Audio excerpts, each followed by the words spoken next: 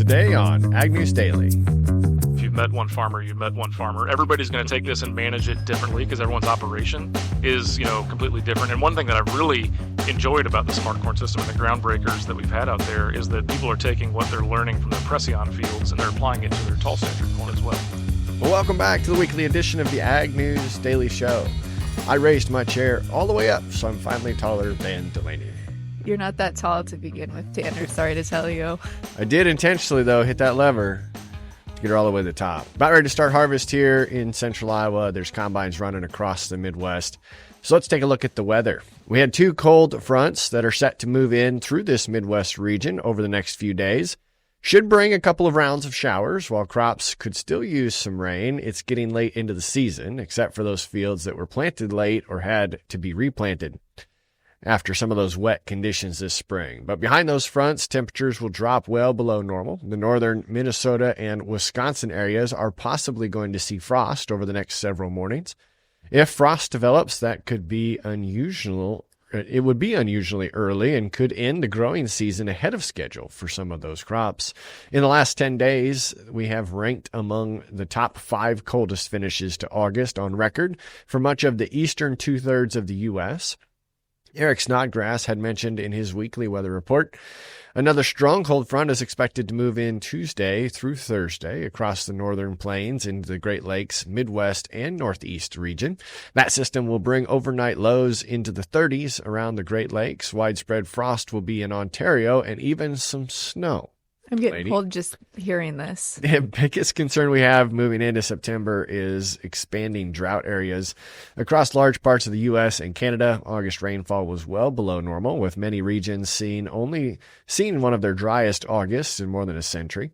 The Mississippi River at Memphis is now at 8 inches above the low stage, while flash drought continues to intensify in Illinois, Indiana, the Mid-South, Delta, Ohio Valley, and Northeast. So never thought I'd be saying drought after all the rain we got here locally. Do you think we're going to have a wet fall or a dry fall? I think that's the question. It feels like it could be wet in our region, but we keep getting rain. I know. Well, the USDA's latest crop conditions report showed some progress this week, and according to the average and the 5-year pace, corn is rated 69% good to excellent, down 2% from last week. Progress is near average with 90% in the dough stage, 58% dented, and 15% mature. Soybeans good to excellent conditions dipped to 69%, a drop of 4% compared to the week previously, and 94% of the crop is setting pods.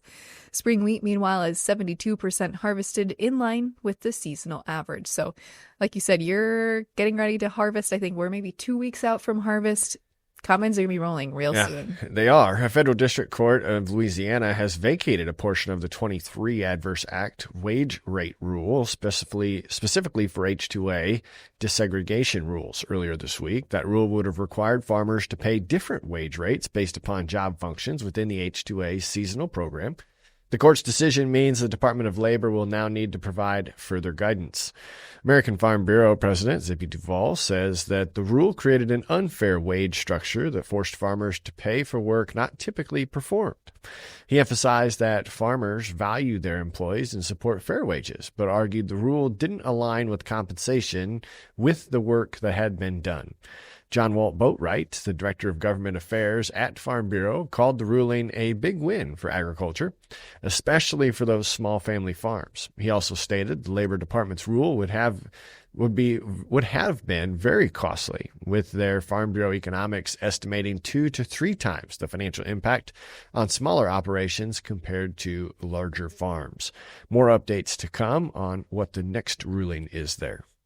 Yeah. Well, the EPA this week has withdrawn proposed revisions to federal wastewater regulations for meat and poultry processors. Administrator Zeldin signed the action on August 30th, with the agency concluding that existing rules under the Clean Water Act are already effective. The meat and poultry products Affluent Guidelines, first issued in 1974 and last updated in 2004, currently apply to about 180 facilities nationwide.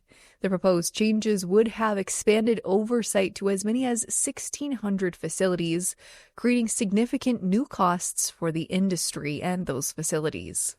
An economic impact analysis commissioned by the Meat and Poultry Products Industry Coalition found that the EPA had underestimated potential closures, raising the estimate from 16 to 74 sites. However, those closures will not occur because the EPA formally withdrew the rule revisions this week, preventing the stricter guidelines from taking effect. Industry groups welcome the decision. The National Chicken Council said EPA recognized that plants are already heavily regulated and warned the proposal could have led to closures, job losses, and higher production costs. EPA says its multi-year review found current wastewater standards remain protective without additional restrictions. And the other thing I think about it is it probably would have pushed consumer prices up once again at the grocery store. Exactly. Well, we have now WOTUS news. The Trump administration is preparing to propose a new Clean Water Act rule that would significantly narrow the federal protections for wetlands. According to an internal EPA presentation obtained by Politicos and EE News last week, wetlands would only qualify for regulations if they held surface water during a wet season and were directly connected to a river, stream, or other body of water that also flows during that period. Fewer permits would be required under this change, which aligns with the 2023 Supreme Court ruling in Sackett versus EPA that limited protections to those wetlands with a continuous surface connection to relatively permanent waters. Again, EPA Administrator Zeldin said that the agency is in its final stages of reviewing those proposed Waters of the U.S. rules. Speaking at a federal issues forum hosted by Senator Pete Ricketts late last week, he said that the draft is now undergoing interagency review and should be available for public comment in the coming weeks. Zeldin also spoke and told Brownfield that he wants to establish consistency across the country by adopting one clear definition of what waters are covered. He said, "We want to get it right." Once the proposal is released, Zeldin is encouraging farmers and ranchers to weigh in during that public comment period before that rule becomes finalized, giving us all the chance to review and comment. I just keep wondering, how many times is WOTUS going to get changed at this point? But continuing with some policy headlines as lawmakers return to D.C. this week, time is running short to pass what's expected to be a skinny farm bill this year. Industry groups are urging Congress to approve critical farm and nutrition policies, but some lobbyists expect talks may stretch into next year. House Ag Committee staff are still drafting the bill, and contentious issues remain, including California's Proposition 12, hemp regulations, and pesticide provisions. Farmers, of course, are watching closely as record-high corn and soybean harvest production approaches. Industry representatives say supply chain disruptions like low water levels on key rivers such as the Mississippi and export challenges, especially to China, make a timely farm bill more critical for stability and profit. Lawmakers also await nonpartisan Congressional Budget Office estimates before finalizing that spending. Meanwhile, the USDA quietly extended the public comment period for its reorganization plan to September 30th, giving stakeholders more time to provide some feedback. So it doesn't sound like people are very optimistic about a farm bill once again this year, Tanner. It seems sad for how much hope we had at the beginning of I know. But now, almost close to a year after Hurricane Helene hit late last September, the North Carolina Department of Agriculture and Consumer Services says that the first round of disaster assistance checks have been sent to farmers who applied through the 2024 Ag Disaster Crop Loss Program. Agricultural Commissioner Steve Troxler announced that late last week, those first payments are going to farmers in the western part of North Carolina, those that were hit hardest by Hurricane Helene. The funds are a part of a $478 million disaster relief appropriation that was put out there by the state legislature to help farmers recover from nearly a $5 billion in ag losses tied to that storm Helene and Tropical Storm Debbie, potential Cyclone 8, which was providing, again, pain after a widespread drought.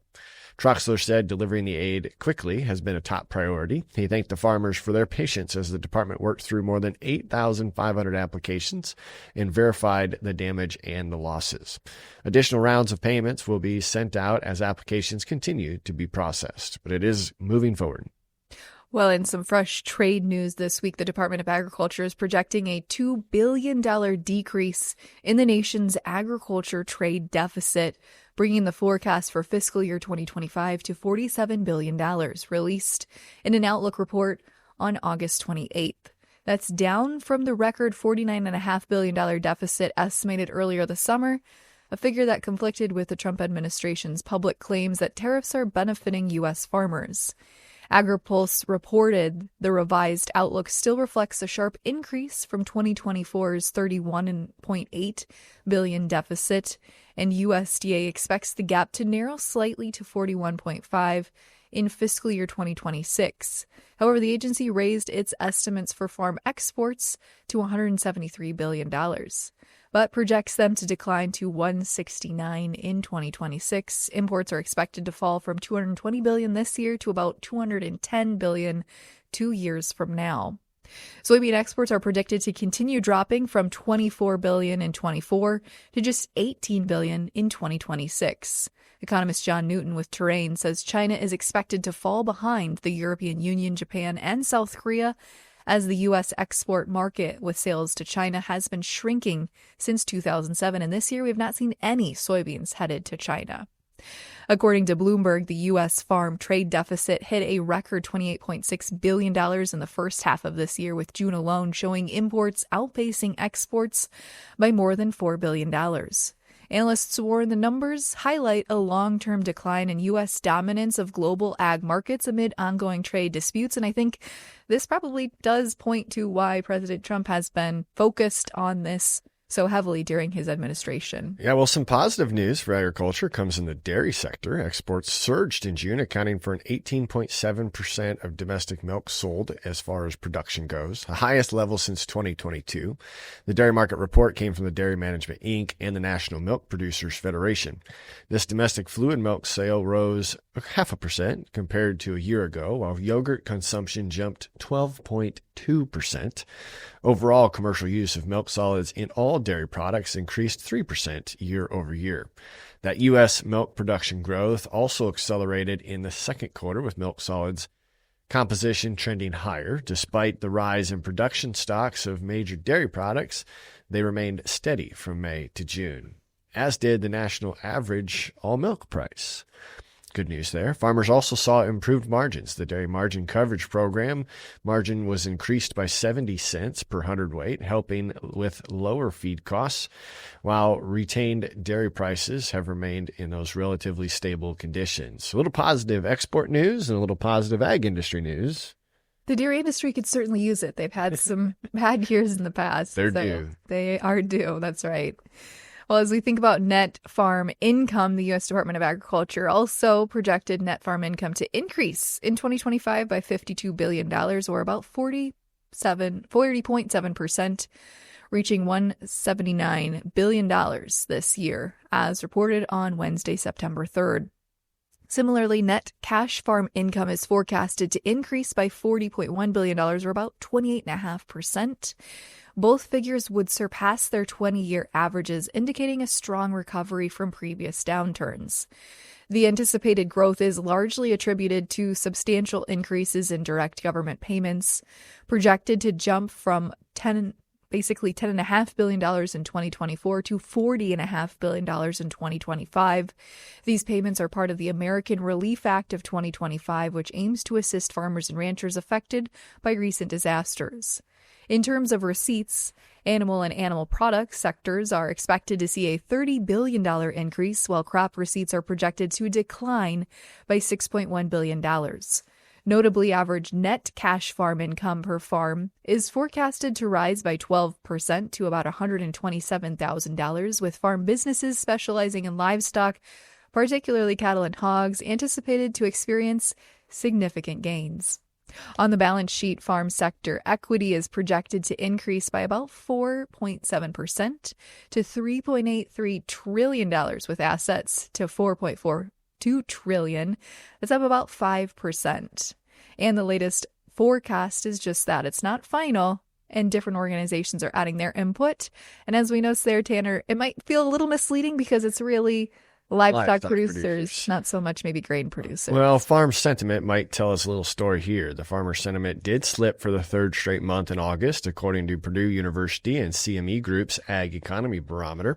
This report was released on September 2nd. The index fell 10 points to 125, reflecting growing concerns amongst producers about the overall ag economy.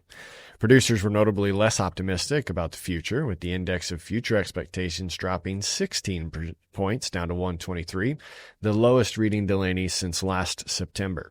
In contrast, perspectives for current conditions were largely unchanged, with the current conditions index rising slightly to 129. Sentiment varied widely between crop and livestock producers, as we would expect. Crop operations reported much lower optimism, reflecting weakening returns in 2025, while livestock producers, particularly beef cattle operations, experiencing record profitability. The strong livestock returns were driven in part by the smallest cattle inventory since 1951, which has been pushing cattle prices to historic highs. The survey that was conducted in August from the 11th through the 15th highlighted the growing divide in profitability across different agricultural sectors as producers weigh in on the challenges as well as the opportunities ahead. Yeah, so no surprise there. Nope. Well, one other interesting bright spot here maybe for the industry is the dairy industry once again, but specifically the heifer sector, which is facing a potential shortage of milk cows as replacement heifers have fallen to a 20-year low.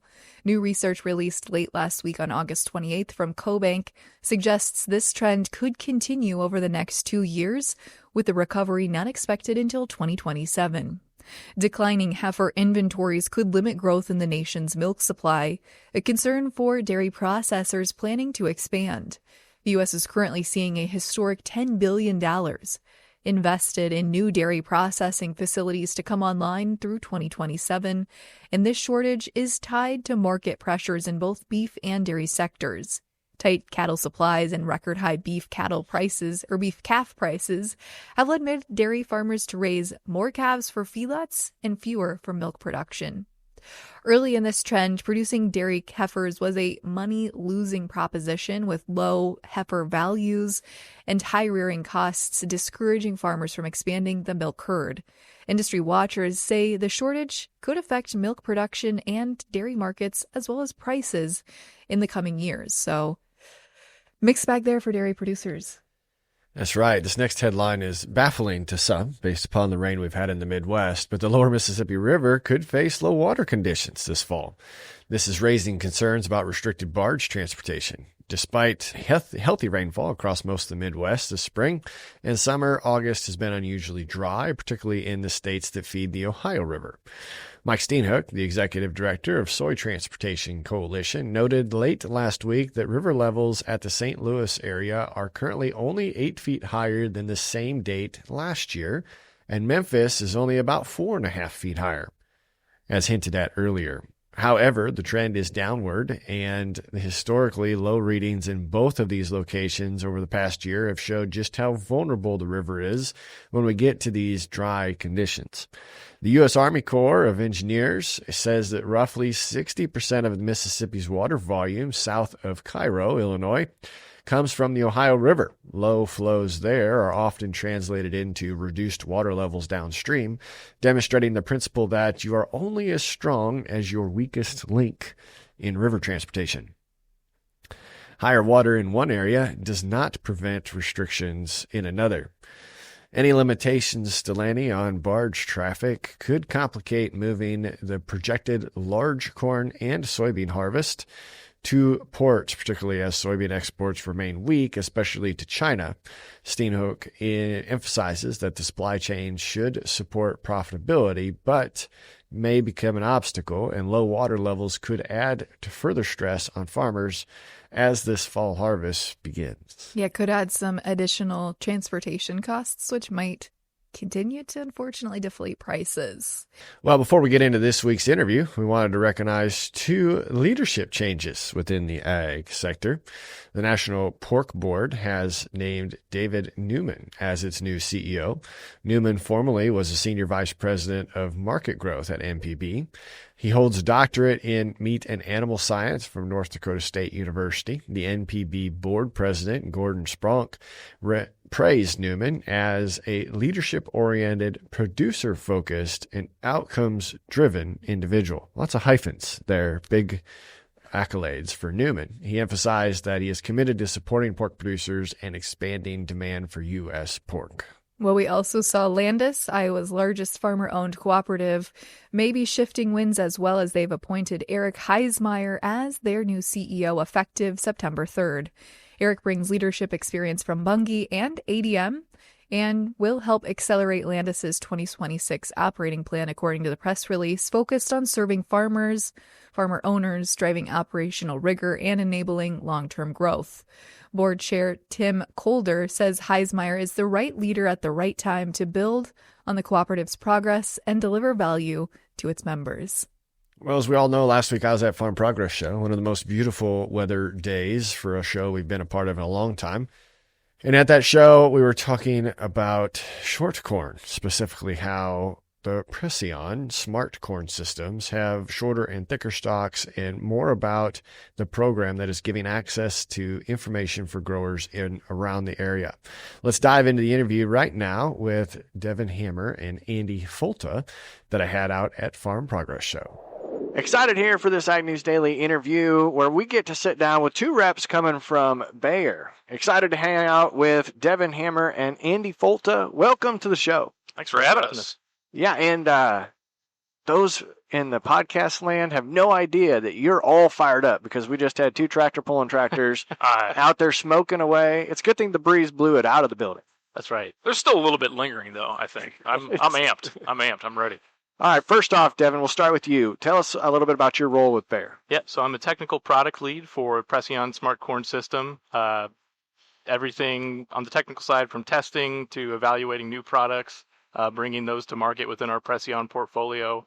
I'm the lead on that. That's great. And Andy, yourself? Yes, I'm the digital enablement product lead within our Bayer U.S. business. So when we think about digitally enabled solutions, we obviously think about things like the Smart Corn System and Preceon, but then other things that Bayer's doing with platforms like FieldView, helping farmers and their advisors collect data, analyze it, make a smarter decision, and then other opportunities we have with programs like Seed Showcase. So really helping farmers take data and then put it into action for them. So I'm glad that you guys have both said Preceon before I had to say it. I appreciate you doing that. But the Smart Corn System is intriguing because margins are tight and farmers are paying a lot of attention to what's going into their fields next year. Tell us a little bit about your system. So Preceon Smart Corn System, it kind of is a long story. I'll try to shorten it down. But what we've done is really what the product is within the system is short stature corn. So we've reduced the height of the corn plant by about a third. And with that comes all these benefits that our growers see, that we see, and we're trying to do our test and learn groundbreakers program, we call it, in collaboration with them to really try to figure out how to make it all tick. And so we have protection with a shorter stature. That's sort of what's built in. Yep. But when you shorten the height of the plant, you have all this ability to manage it differently and to access it for inputs like fungicide, insecticide, late season fertility, how and where we're placing those things. And that's really where the system comes in, is how the growers are managing it, how we're working with them to figure that out. Yeah, I'm sure there's a lot of benefits that we're going to get into. I got a couple in my mind right away to start off with, but how long have we been working on this short stature corn? I mean, with any product, and you can talk more in depth than I can, but whenever we start working on something, it's 10, 12 years, along in deployment. And that's where it gets really exciting for something like the Smart Corn System, where we're getting really close to launching it. And we have people that have been testing it for how long now in the field? Well, testing in the field starting in 2007 is when we really started branding for it. And we kind of brought it more on the commercial side here in 2022, 2023, where we started our Groundbreakers program.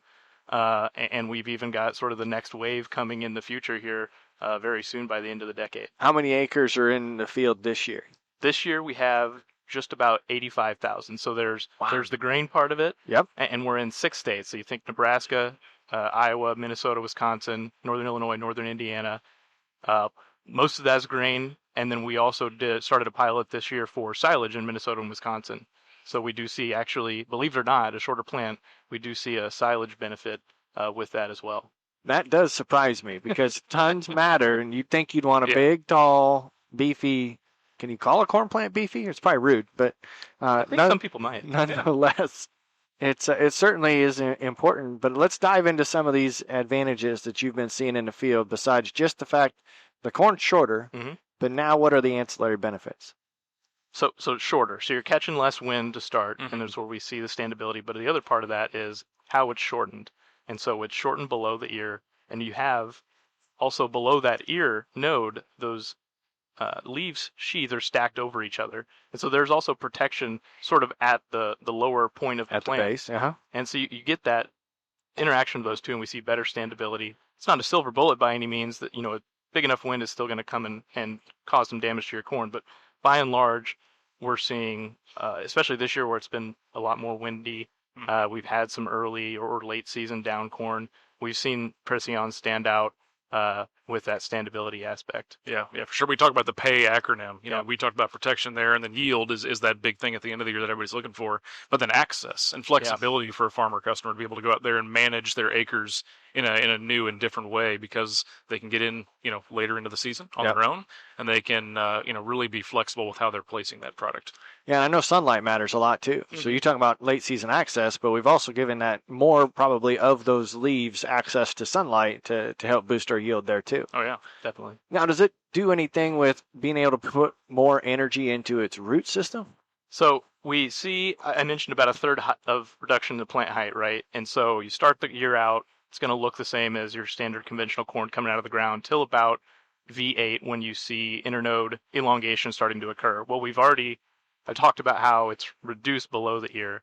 So we're starting to shorten the plant up at that point, and that's where we see more energy put into the root. So it's still photosynthesizing, it's still producing that energy. It's got to go somewhere. Right. The plant's just redirecting that into root growth. So we do see earlier, deeper roots in short corn hybrids relative to tall. Okay.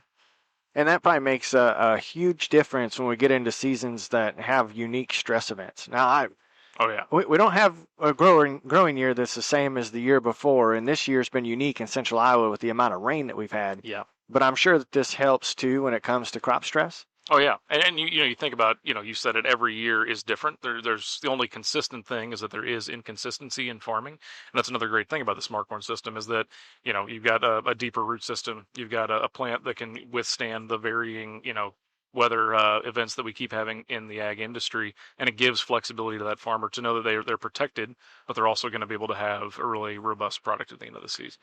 And you're getting good data. Clearly, Always. you are the data enablement. You're the enabler. Well, we just heard those tractors taking off. They got big engines. We're the data engine for what is fueling the Smart Corn system. Yeah. So tell us more about what your role is doing to help boost the system. Right. And when we think about digital tools like FieldView, I think that's what a lot of people think of when they think of Bayer. We're really focusing FieldView on helping to drive these new, high touch innovation products that we're bringing out in Bayer, like Preceon. And, it's more than just collecting and analyzing data. Farmers have been doing that for years or decades in some cases. But now we're taking that, and how do we help you, utilize the products that you're buying in a more efficient way? We, send out Preceon with a recommendation for that farmer to put this product at this rate on this field because it has a high chance of success, and you'll see the maximum benefit. But then also connecting it more than just, an ancillary experience for that farmer, but also connecting it to, their trusted advisors or their Bayer field reps. A great part of the Smart Corn system is that it's that white glove experience. And then the last thing I really like is that we're taking all this data that Bayer is an industry leader in, collecting data from an R&D standpoint and a breeding and production standpoint, and we're giving it back to the farmer as a new added value for doing business with Bayer. Well, I could see where that data becomes extremely important, even if you're writing variable rate scripts, if you're trying to adjust population or, trying to maximize the profit of every single acre. Yep. Yeah, but then ground truth it also, and at the end of the season, go back and look and see, what worked, what didn't, and then what could I potentially do next year. Yeah, we talk about the enhanced management capability with Preceon, the access piece. You get in and manage it differently. All that being in FieldView, and we can just come up with a cookie cutter management recommendation, and it's going to fit maybe 15-20% of our growers. Testing and learning with growers with Preceon, having that in field view, being able to share some of those practices with other growers, finding out what works, maybe something they haven't thought about. It's a great avenue. That's one thing. An old colleague of mine said, if you've met one farmer, you've met one farmer. Everybody's going to take this and manage it differently because everyone's operation is, completely different. And one thing that I've really enjoyed about the Smart Corn System and the groundbreakers that we've had out there is that people are taking what they're learning from their Preceon fields and they're applying it to their tall statured corn as well. Oh, I didn't think about that, but that would make complete sense. If you're able to collect that data across your farm, you can continue to apply that in different situations. But I just popped my mind when you were talking about different ways that you can manage that crop in season. Are we trying different populations with this shorter corn? So we do have with the concept and with these plants, they do tend to respond to higher density, so they're a little more fixed. Right now, our groundbreaker growers are planting at an average of 39,000 plants per acre, where their standard corn is at 34 to 35,000. And so we do see that response to higher populations, higher management.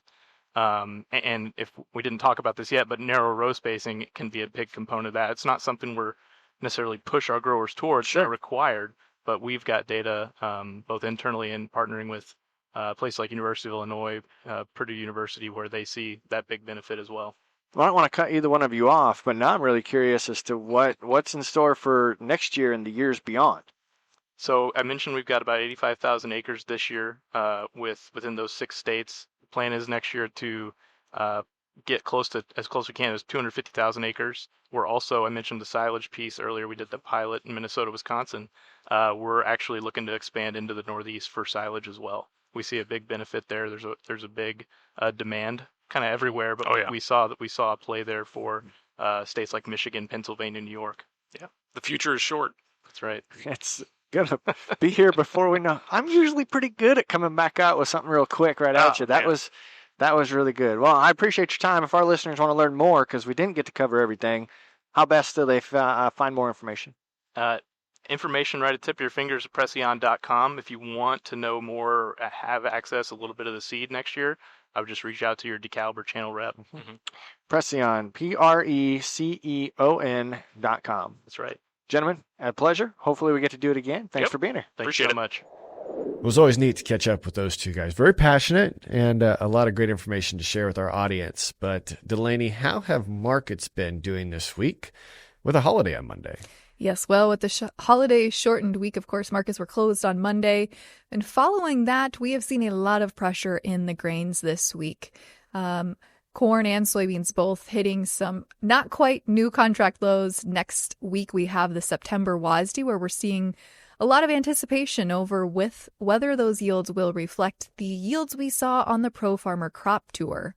On the cattle side of the balance sheet, after hitting an all-time record contract high in October live cattle at 242.07, we've seen some corrections since then and now appear to be trending sideways in October live cattle. So time will tell here if that is just a short-term correction and there's more steam left in that sales, or is this a correction that might be a shifting change in the trends. But that is a quick little market update here. I know we've had a longer show, so.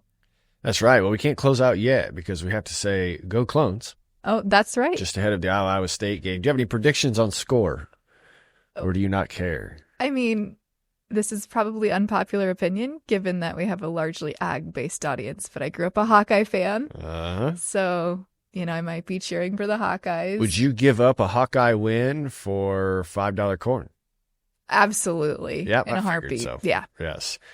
In the end, I think the Cyclones are coming out on top. A little friendly banter. Listeners, let us know what you think. Shoot your predictions for today or for tomorrow's football final score into our comment section. We always appreciate you. You can find us everywhere on social media. Hit subscribe and share with your friend. But what do you say, Delaney, for today? Should we let him go? Let's let him go.